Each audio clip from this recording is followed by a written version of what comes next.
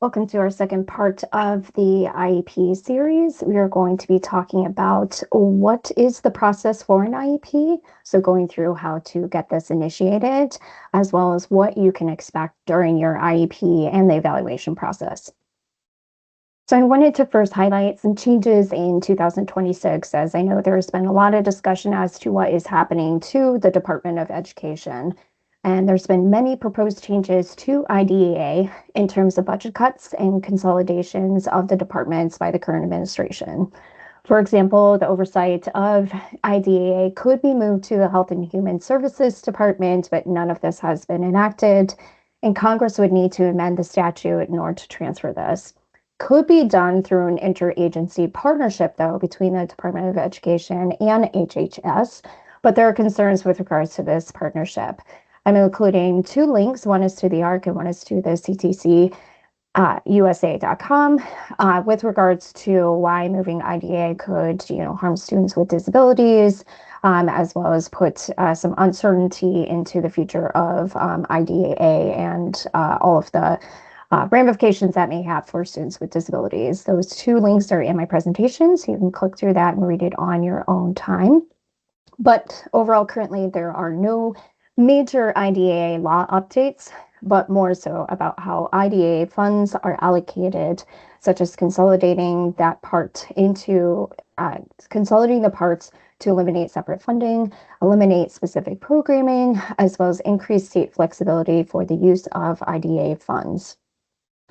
So now I'm going to talk about the actual process for getting a IEP as well as an evaluation for services.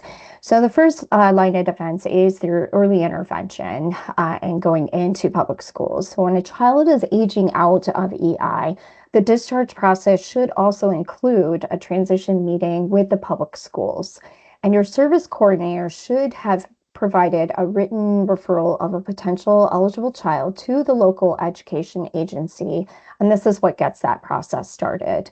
So this can occur anywhere between 9 months to about 90 days before your child turns 3.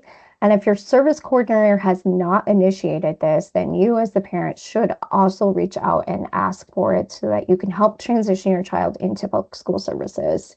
This is very different than a discharge meeting. This discharge or exit meeting is focused solely on the child's exit from the EI program, which happens when the child does no longer need services or they've reached the age of 3, regardless of future placement. It's important that we start advocating for this to occur, even if a child is going to continue with private services through CPT-WC. This is a natural transition time, and it is much easier to get an IEP evaluation during this time than it would be when the child is transitioning to school. We can get the IEP as they're aging out of EI and then call for a meeting for it to be updated when they do transition to school. So even if you choose to get one when they're aging out of EI, but then defer placement until much later, then you could call for an updated IEP when you're ready for them to transition into school.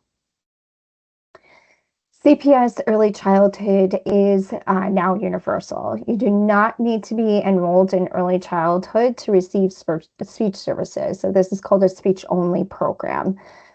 With the preschool itinerant, you have access to an early childhood special education teacher in the general education classroom up to about 120 minutes per week. Another program that they offer through CPS is called the Preschool Inclusive Blended Program.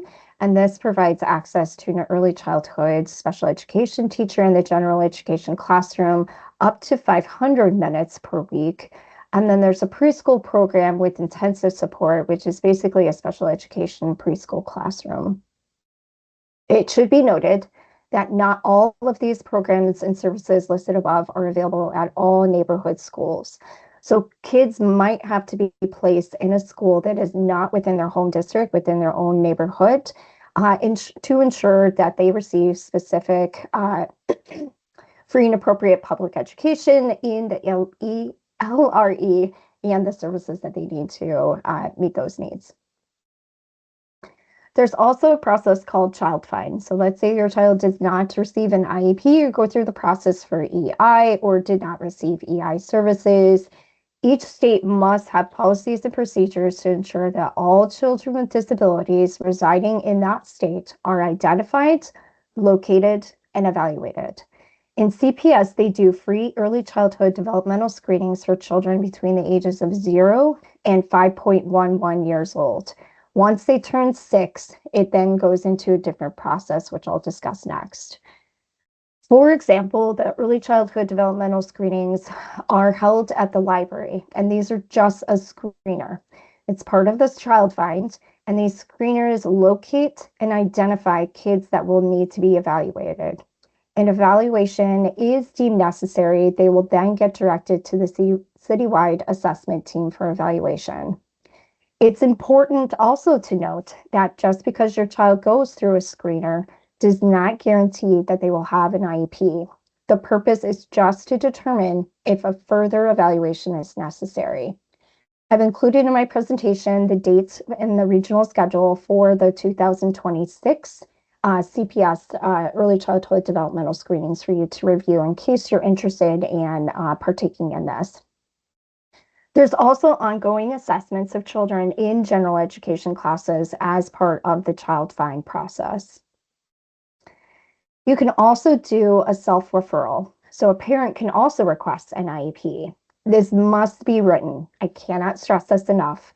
Conversation with your child's teacher, with the principal, a paraprofessional is not enough as part of the self-referral process. Once they've received your written request, they have 14 days, 14 school days after they receive it to approve or deny this request. And this can happen even before the child starts school.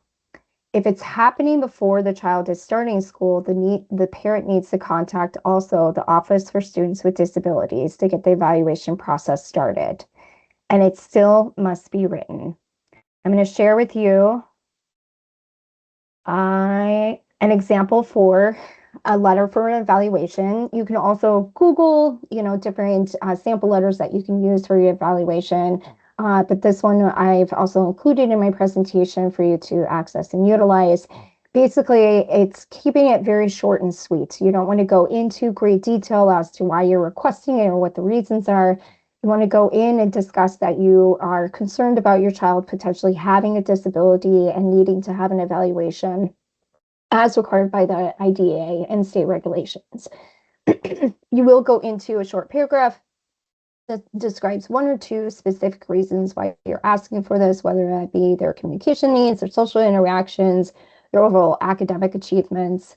Specifically, I'm worried about them because they struggle with X. Again, you don't have to go into very great detail about all of this, just 1 or 2 sentences to kind of really hit home as to what your concerns are. And then asking for wanting to know more information, also recognizing that they have 14 school days to respond back to you.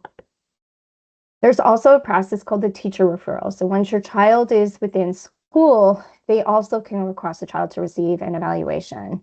If this occurs, a service provider will complete a screener prior to meeting with the family. Again, that screener is just to identify and see if further evaluation is necessary. This is probably the least common processes that we utilize, but it does happen.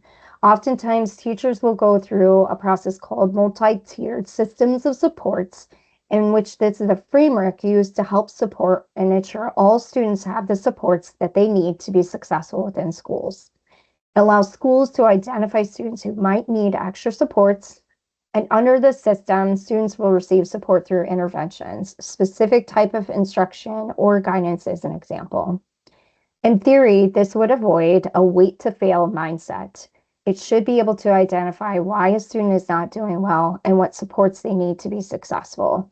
This is very common within schools to determine, again, looking for those different levels of supports before going to a full-on evaluation and need for IEP services. I'm going to share with you, it's also in our presentation, but these are the special education timelines. The Equip for Equality has put together many different resources and things that you can utilize to help you better understand the IEP and the IEP process. And they've put together this where it indicates, what is the event, how long do they have, what exactly is it does it entail, and the statute for Illinois as it relates to that. So we're responding to, like, if you wanted to ask for an evaluation, they have 14 school days to respond to you to indicate, yes, they are moving forward, or no, they're not. If they do not move forward, they should give you an indication as to why it's not happening. And then completing that evaluation and holding the IEP meeting needs to happen within 60 school days after they receive your written consent to move forward with that evaluation. And then notice of eligibility needs to be provided within 10 school days after the eligibility meeting, going to what the eligibility meeting entails. And then within 30 school days of being found eligible for an IEP, the IEP must be finalized. So these are just some indicators and timelines as it relates to the IEP process that you guys would benefit from learning about and keeping yourself abreast to it as you go through the process. So now I'm going to talk to you about the differences between the meetings because there's essentially up to 3 different meetings that you'll be holding for your child. The first is the domain meeting, and this happens before the evaluation, and this is usually when they, get your written consent for evaluation.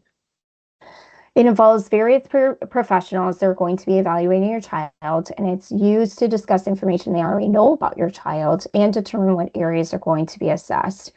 For many of you, this will be your first time that you're asking for an evaluation IEP, so these individuals do not know much about your child with the exception of whatever records you provide to them to review before the IEP process starts.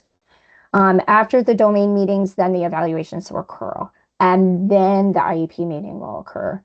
In our experience with Citywide Assessment Team, they will do the domain meeting, and then they'll get right into the evaluations, and then they'll move right into the IEP within the same day. If it's a cut and dry IEP, sometimes they'll even have it that day. But if there's more complications or more thought that needs to go into it, sometimes they'll delay the IEP for 1 week so that they have a fuller picture to have a better understanding as to what your child needs and the goals that will be needed to be addressed. During the domain meeting, again, various professionals will sit down and talk to you about your child. These could be your speech therapist, your OT therapist. Usually a teacher is present to talk about academics. There's a school psychologist that will be doing an overall school psychologist testing and evaluation. The nurse is there to talk about health and overall, concerns with regards to that. There will be a social worker who will do a family assessment, but also screen for social assessments. And then generally there's a case manager that is present to ensure that everybody is falling in suit with what they need to be doing, as well as documenting everything within that. And then you yourself, the parent, will also be present. The IEP meeting happens after the evaluations are done because the evaluations set the stage for eligibility, and then we move into determining, okay, your child's been found to be eligible for special education services, so now we need to talk about what that's going to look like. So the purpose of this meeting is to determine, one, is the child eligible for the special education and or related services? And if the child is eligible, then the IEP team will write the IEP. And this is where placement and services will be determined. Goals will also be written during this time. Modifications and accommodations will also be written. It's a large document, usually anywhere between 30 to 60 pages plus. So it is a very large document that goes into great depth as to what to expect during the IEP. I've linked into my document another fact sheet from Equip for Equality, and that just goes into a lot more detail as to what is an IEP, what are the parts of the IEP, what to expect of that. As well as, what does an annual goal look like? Many ways to accomplish annual goals is writing them through the SMART: specific, measurable, achievable, relevant, and time specific. So I was going into services, modifications, and accommodations, and this is where you'll also see paraprofessional support written into it.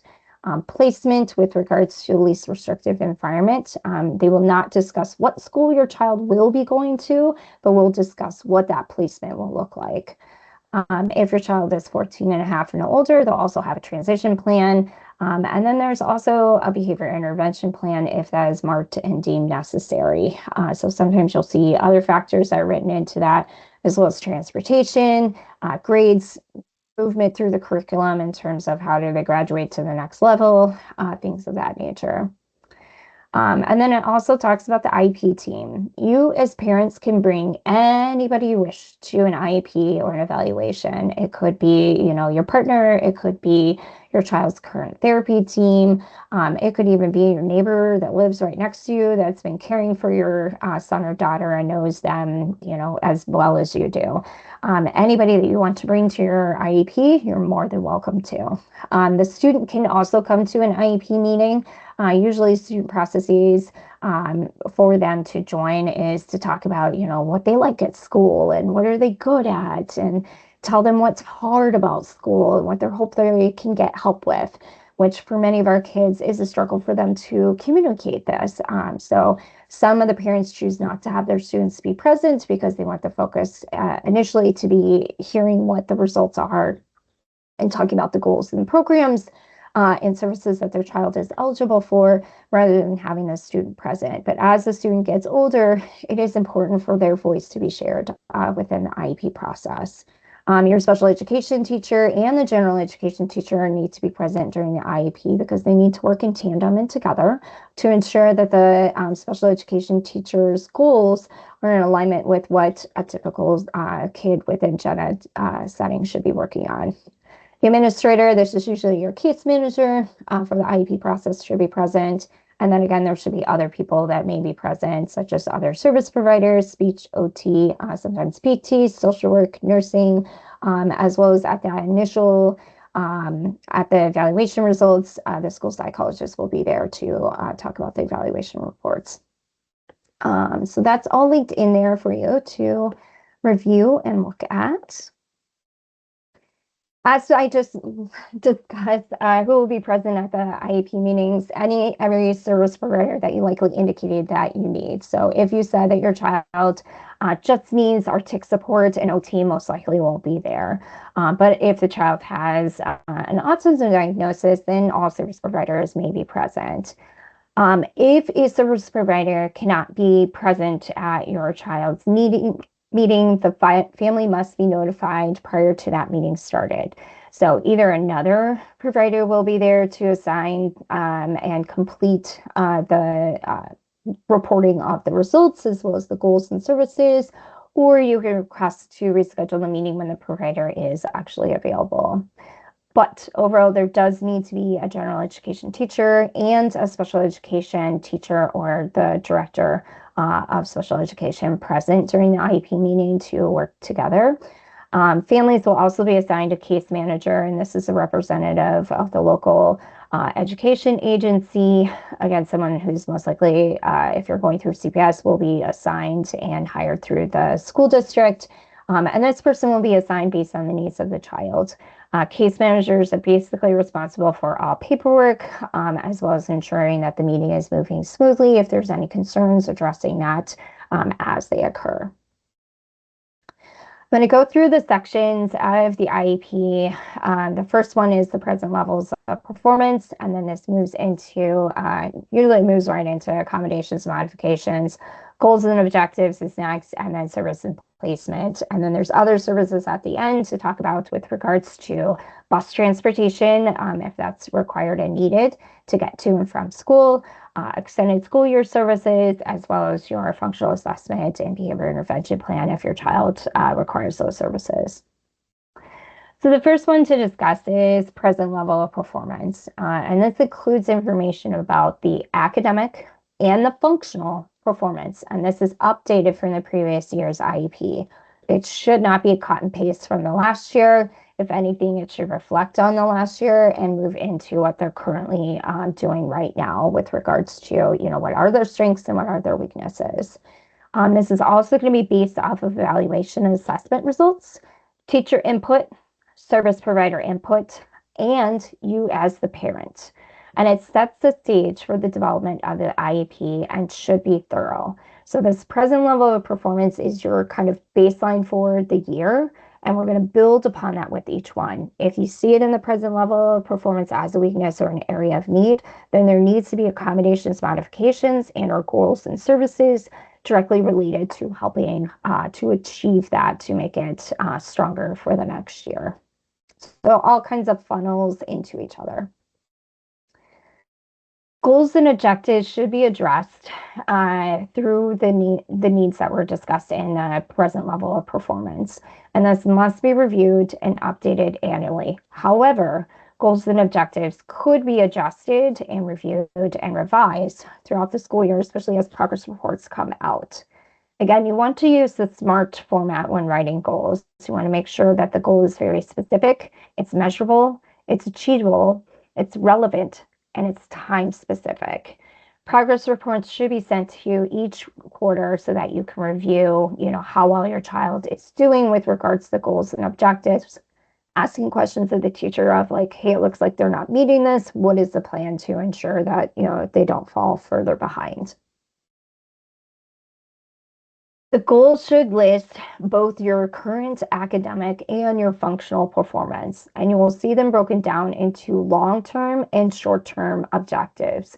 Since there's generally 4 quarters within each school year, usually you have a long-term goal, which we achieved at that last and final quarter, and then the short-term objectives are broken into 3 quarters for the year. It'll also indicate who's going to be implementing this goal, whether it be the special education teacher or a related service provider, or maybe the special education teacher in consultation with the service provider. And the goals and objectives should also include how is this going to be evaluated each quarter, and how is it going to be measured for progress, as well as how often.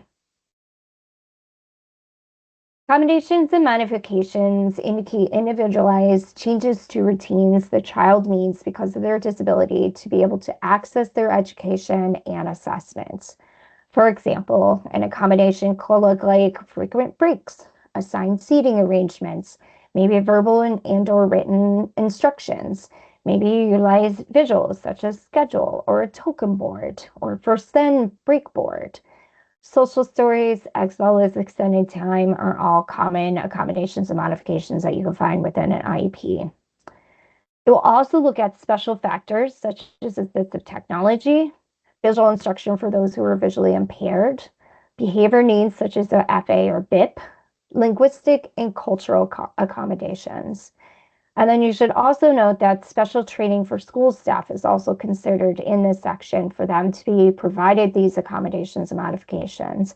For example, if your child uses a LAMP system for communication, you can also indicate within the accommodations and modifications that the staff will be receiving special training on this LAMP communication system so that they can ensure their abilities to assist the child in utilizing this communication system within the classroom and school-wide. So that it can be written in as an accommodation modification as it relates to special training for the staff to receive. Services and placement is looking at what services will the student receive and where will these services take place. How many minutes per week will they receive of those services? So it looks at academic services first, how many minutes per week will they be receiving in math, science, language arts, social science. And then it also goes into related services if your child is eligible for related services. So looking at your speech services, OT, PT, and social work, and whether or not these occur in the classroom or an individualized therapy space outside of the classroom. So there's many things that go into just looking at overall services. One thing to also note with regards to related services as it is in school, related services through CPT-WC is looking at medical necessity. What does your child need in order to function in the real world, to have better communication with others, have better social skills, etc. The related services within school is looking at how does the disability impact their ability within the school system and the school placement. So even though they have maybe a medical need to work on this, if the school team feels that this is not going to impact their ability to navigate or access curriculum and the school setting itself, it may not be receiving a lot of minutes to work on those goals within the school setting. So that's one thing of difference that catches a lot of parents off guard. For your placement, it's going to look at your least restrictive environment. And we'll go into more specifically about services and placement in another part of our series. But for general speaking purposes, there's the general education classroom. This is where, all typical kids are. And this is what every parent, wishes and dreams for their child to be placed into a gen ed setting only. And then you're looking at a resource classroom where a child can be pulled out of the gen ed setting and placed into a resource classroom to receive services to help them, guide them to make gains in those specific English, math, science, and social science. So looking at working with a one-on-one special education teacher within that smaller resource classroom to kind of help give them an extra boost of what they're learning in the classroom. And then there's the special education classroom where they're receiving more special education services and time in that classroom placement versus receiving more in the general education classroom. And a child must be educated to the maximum extent appropriate with their non-disabled peers. So even if they're pulled into a special education classroom, schools also want to look at how can we incorporate them into a general education setting so that we're, educating them to the maximum extent appropriate to them. Other services that we will be looking at and discussing within the IEP also includes extended school year, so summer school programming. Many times IEPs will not include this type of service until we're later in the school year. So for example, if your child receives an IEP in August or September, they generally will not be talking about if they're eligible for extended school year programming until we're closer to the April or May, so that they can identify whether or not your child is at risk of large regression in skills in education. So they'll mark the boxes not applicable for now, but then also should include a note indicating that this will be reviewed later in the school year once they have more data to show areas of regression. Transportation services, if your child especially gets placed at a school that's not your neighborhood school, they will be found for eligible for transportation services through their bus system to transport them from your home to the school and back to home again. Especially if your child has epilepsy or any other medical condition in which if they get overheated, it may cause medical concerns. I also recommend talking with your doctor about getting a prescription for an air-conditioned bus. This needs to be indicated in the IEP or not just given it, even if you say my child has epilepsy or is impacted by hot weather and needs to have an air-conditioned bus. You will have to have a prescription for your medical provider to indicate this need within the transportation services.